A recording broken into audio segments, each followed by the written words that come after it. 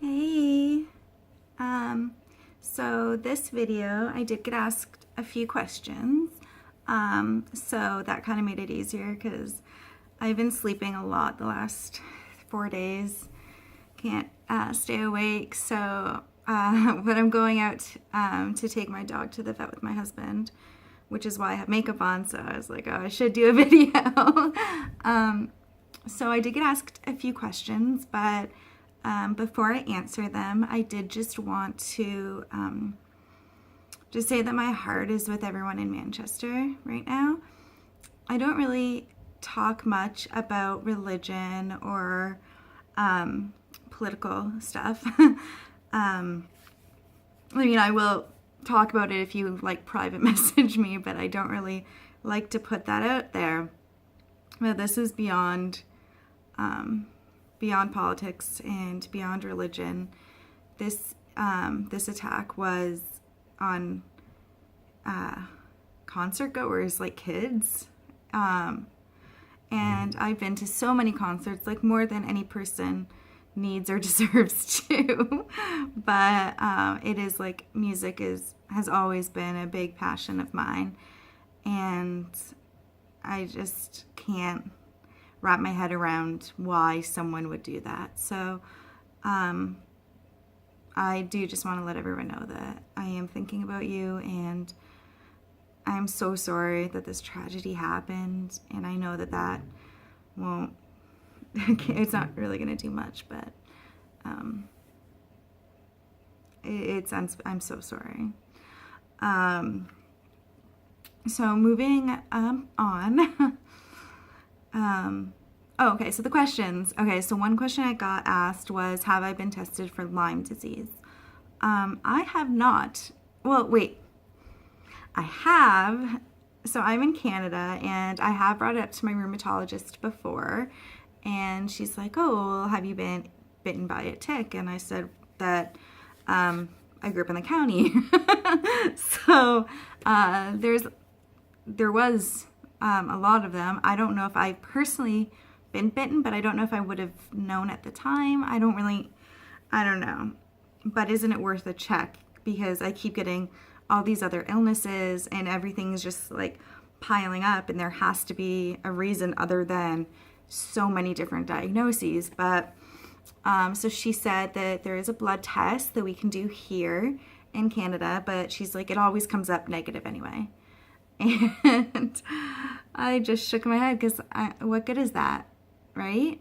So she said if I wanted like a proper testing, that I would have to get my blood taken and send it to the States for like $1,000. It's just a process here, and I am gonna ask a different doctor to see if maybe he knows a different way, but so that's kind of disappointing in Canada. And that is, I think, why there's so many people like me or other people who they just don't know what's wrong with us, and it probably is all Lyme disease. So sorry, my nose ring is really itching. So it's disappointing, but I am trying anyway. My sister had actually brought it up to me.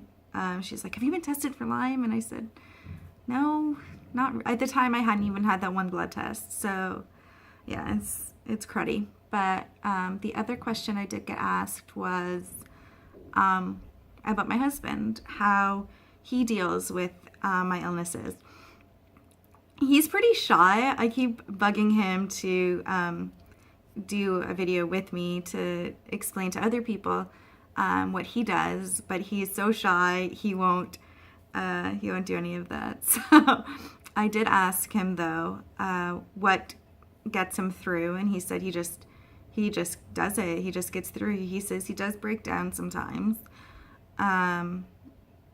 He goes away a lot for conferences. I say a lot, but it's like once or twice a year, but it's far away. So it feels like a lot.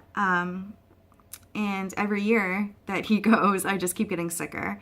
So starting in like 2014, I was supposed to go to Paris with him for this conference, and I had just had my first back surgery when he went, so that was a no-go. And the next year, in Switzerland, I was going to go to that, and every year I just keep getting sicker and unable to travel. So he gets really upset about that because he does want to travel with me and show me all these amazing places he gets to go to. And so that's hard. That's really hard. And he is worried every time he leaves that something's going to happen to me. And so he actually is like a ball of anxiety. But I think every time I smile or laugh, he gets so excited. And it's sweet and heartbreaking at the same time because how often am I miserable around him, right? Like if he gets, sorry, my dog is in front of me here. So how often am I just miserable that he gets so excited when I'm smiling and laughing? So that's hard. It's hard being more of a caretaker than a husband, right? Or a partner. So I know it's not easy on him, and he's not perfect, but I am so far from perfect. So he does get frustrated a lot, but he's more frustrated at the situation than at me, obviously. But he does everything for me. He's very, very sweet, and I am beyond lucky and appreciative because I know there's so many of you out there who don't have that type of support that I have, and I never take it for granted. So I do let him know every day how much I appreciate it and everything he does for me, and he always says, "Oh, shh." But he's pretty great. So he is a research associate at the university here. He finished his PhD, I think, 2 years ago, and now is a senior member of the lab that he works at, and they're all a family, which is great to be a part of that. One of his colleagues, I guess, so he has his supervisor, and then there's a supervisor next door who studies spine health. So my husband studies osteoarthritis, which is amazing, and then the doctor next to him studies spine health, and she's actually how I got into my neurosurgeon, which is amazing and totally random. He would go into work when I was at my worst, and he would just look so upset. And I guess that researcher was like, "What's wrong?" And so he told her, and she contacted one of her colleagues who became my surgeon. So I was very, very lucky because people wait years for that, and I got in pretty quickly. So although now I've been waiting, today is 3 weeks since I signed the papers for the spinal fusion, so I'm still waiting on a pre-op date. So once you get in, it's nice, but then it's all waiting after that. So so he has great support at work and very flexible hours. So as long as he's getting his work done, he can still take me to all my appointments. And it's a great family there. It's great support because all of our family is a 2-hour highway drive away that I haven't really been able to make in a while. So, it's great to have them. And I think that's really been helpful for him to have those friends and people at the lab where he can vent and who are there to listen and support always. So,